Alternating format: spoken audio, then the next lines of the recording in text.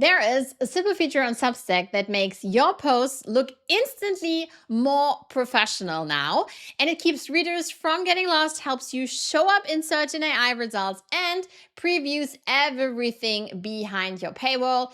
And most writers either don't know it exists yet or never bother to set it up.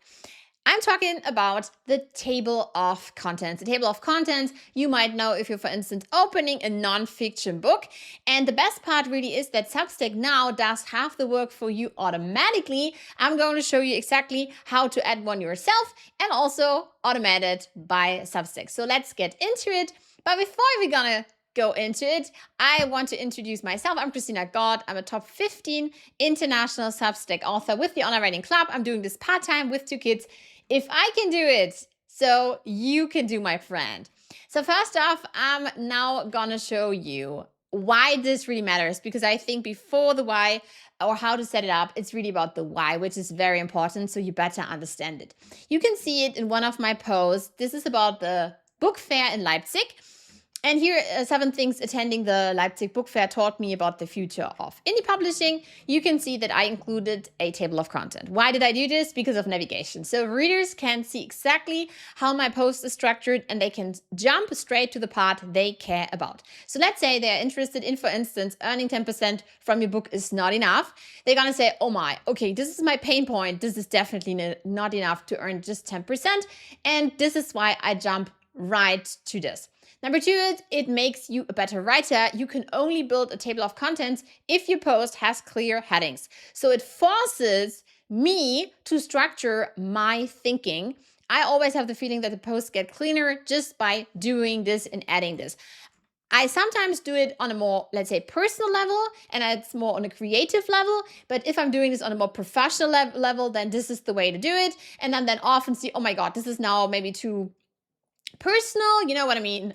Something like, I add this tuna bread and this is what happened or whatever. This is not working really, but it would rather be, I studied 10,000 Substack posts and this is what happened. Something like this. You know what I mean? So cleaner and clearer is always better, being more specific. Number 3, it previews what's behind the paywall. I can show you this. If you're going to go into the incognito mode, we're going to put the article here. We're going to reject the cookie policy for now. We're going to scroll down. You can see the table of contents. You're going to scroll down and then you see here, and suddenly I realized this post is for paid subscribers. So you have to upgrade. You're going to see what's behind the paywall here.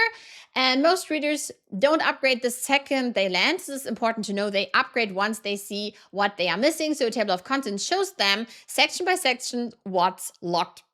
You're showing, you're not just telling, okay? So they're going to see, oh, apparently there's really like all this inside Christina's post. I want to check it out. And then, of course, if we're going to talk about AI, we're living in this AI age. It's about search and AI. Google and AI tools love scannable, structured content, not just us as skimmers. Table of contents gives them a map of your post, which makes you easier to cite in things like Google's AI overview. So, for instance, people find me via search, and this is the way how I'm doing this via the TOC.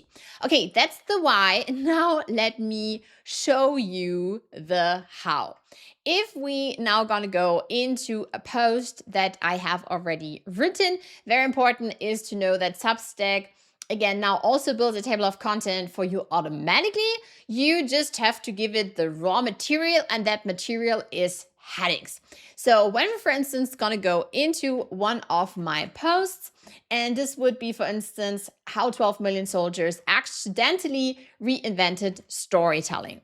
I can, since I have written this already, I can go in the 3 dots. If you are new, you would be going on dashboard and then you would start writing your first article. On the app, you would click, for instance, on this plus icon. The 3 dots, and here I am. What I did to structure this post was that I, for instance, was going here with the headlines, and I would say, you know what, this is a specific section. I want to give this a heading, and then I would go into style, and then I would make this an H2, and this is what I did throughout the whole post, as you can see here. So in the editor, you would select a section title, open the style dropdown, and choose heading 2 for your main sections. You can also go with an H3 for subsections underneath them if you think this is good. This is something that I'm seeing if someone has a really like in-depth story, long form story. Now watch what happens on the published post once we're doing this. Here you can see it because Substack now has this new table of contents here. So over here on the left, Substack automatically generates this little navigation bar from your headings. We just click any item and it jumps right there. So for instance, part 5 here, the secret that changes everything. Now know your why, as an example.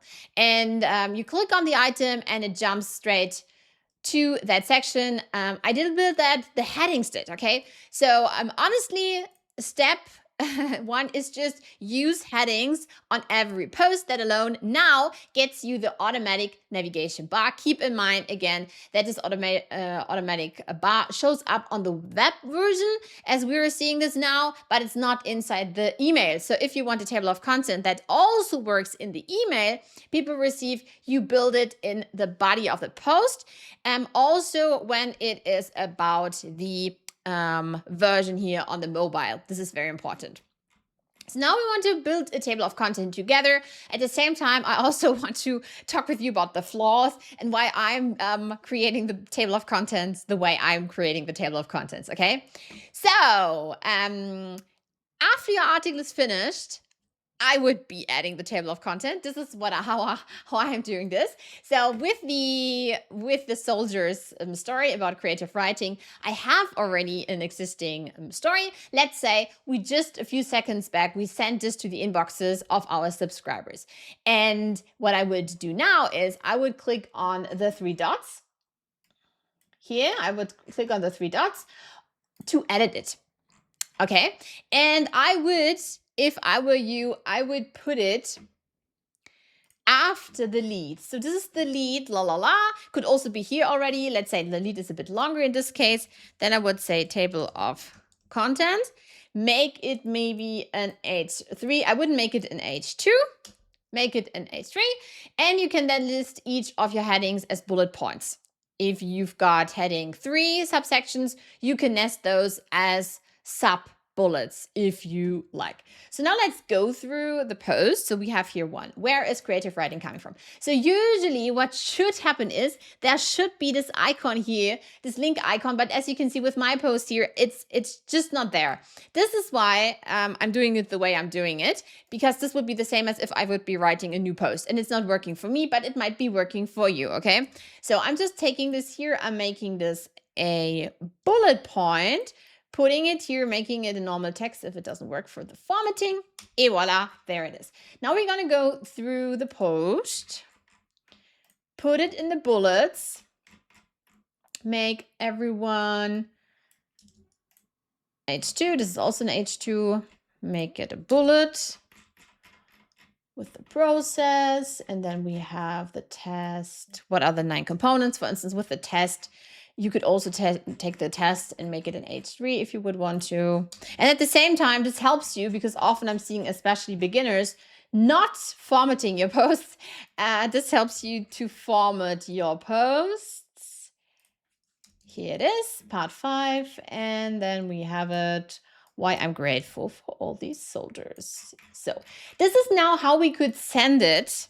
If this would be like a new post, this is now how, if I were you, I would send it into the inboxes of my subscribers, because they are, most of them are already super educated on how to use Substack, that they can, for instance, reply, that they can restack, share this, that they can leave a heart. So in the email, they're going to click on the email, similar to the smartphone where they would also do this. And then they would come now to the table of contents, because just a few seconds after you would have hit publish, you would click on the 3 dots again. You would go on edit. And then you would also open the actual published post. And now in the published post, everything is cool, Even the table of contents gets this icon, but you saw this while writing, it wasn't really working. I guess it's just a super quick fix for the Substack team. However, for now, I would do it that way. So if you hover, this is the hover trick. You hover here, and then you're gonna see, oh my, there is this sweet little icon. So you're gonna copy and paste it, and you're gonna create this and make it a link. It's the same what actually is creative writing. And you're gonna put it here, and then we have how to start the creative writing process. It's here, and we have what are the 9. You can see everything gets one. You can do the same on socials. So for instance, on your socials, let's say on LinkedIn or on Instagram or so, or YouTube or Medium, you would like to link to one specific part of your story. Then you can do it by going here. Again, this is like a wonderful little hack and trick. Now we can click on update, and we can publish it that way. And again, if this would be just, you can see this is a thing of seconds. Let's say it was like 30 seconds or so. People would now click on it. Let's say 1% or so would have opened it yet, or less than 1%. And they would come here, and then they would see this beautiful table of contents in addition to the automatically generated table of contents. This is the cool thing. And now you would see like all the sections like in the here with the bullets, which I think is cool. And you can now go to the jump link which you would like to use. So again, we talked about the hover trick. So you would scroll down to a heading, hover your cursor. We can do this here again. Hover your cursor here. Hover your cursor just to the left of it, and a little link icon pops up. You click it, that copies the jump link for that section, then highlight the matching bullet in your table of contents as we did, and then insert this specific link. This is amazing. And again, you can also do this while writing. However, I told you about that. It's not working. You saw how this was not working for me. Also, what I want to let you know is that you could, if you would want to, because many of you gonna say, you know what, Christina, I want to create these specific links before I'm actually sending it. Sure, totally fine. If you, for instance, clicking on this, what actually here writing is, you're gonna get, for instance, onlinewritingclub.com/p/what 12 million soldiers, and so on, so on, so on. This is something that also is gonna help you, which you can use. But what I wanted to show you was that you can also go into your posts, and from your posts, usually, I don't know why it's not working now. Yeah, there it is. Yeah, so I was just like wondering where it is. Okay, because again, what I did was I clicked on this link icon, and you can see now that it really follows like the same format. So again, it would be your domain on substack.com, your subdomain on Substack. Then it would be usually it would be your subdomain.substack.com. And for me, I have a custom domain /I/ then the post ID, and then your heading title. These are like 3 parts, you know? So this would be your domain. Again, this would be your subdomain.substack.com. Then you would have the /I, and you would have your post ID. That's 9 digits. You can copy it from the browser bar while editing. So this would be like the 9 digits. And after this, you can then insert the exact heading title with a dash between each word. You put them together, and that's your link. So this would be where, you know, and then you go like this, dash, where dash is dash creative dash writing dash coming dash from. However, if you're changing anything, then later this link is going to be broken. This is why I would also do this after you hit publish. And again, just a super small amount of people gonna check it out the second you publish. So I would really put the 30 seconds into creating this that way. Again, if you're gonna just say, you know what, I have this automatically generated TOC, you can of course also go with the automatically generated TOC. So this would be the one if you would want to go with this one. And there's also like a bonus trick that many are using. And this is that, for instance, what you can do is that instead of the copied anchor link, you can add, I'm going to show this just here. I'm going to not go into this so deep, plus your heading. Oh, let me show this. You would go with this sign here, plus your heading in dashes to the post URL. This is how you would do this. The benefit is the page doesn't reload when readers click, so it feels smoother. You can test it on your own setup. First, again, I would do it the way I showed you. And yeah, this is it. This is how you can do it. You can then hit update and you've got a clean, clickable table of contents that works on the web and in the email. Now you know how you add a table of content to your Substack articles. You also know why this is so important. And the quick win is simple. You use headings on every post and you get that automatic navigation bar for free now. And whenever you write something super long, take whatever, like 5 minutes to build the in-post version too. So it works in the email and previews your paywall sections. 5 minutes might be a bit too long, let's say 30 seconds or so. It's a tiny bit of effort that makes every post look more professional and keeps readers exactly where you want them. If this was useful, subscribe here on YouTube and over on Substack if you're not already. Drop a comment if you've got a question and I'll do my best to answer. And tell me, are you using a table of contents on your post yet? See you on the onlinewritingclub.com and or on substackforbeginners.com. Cheers, my friend.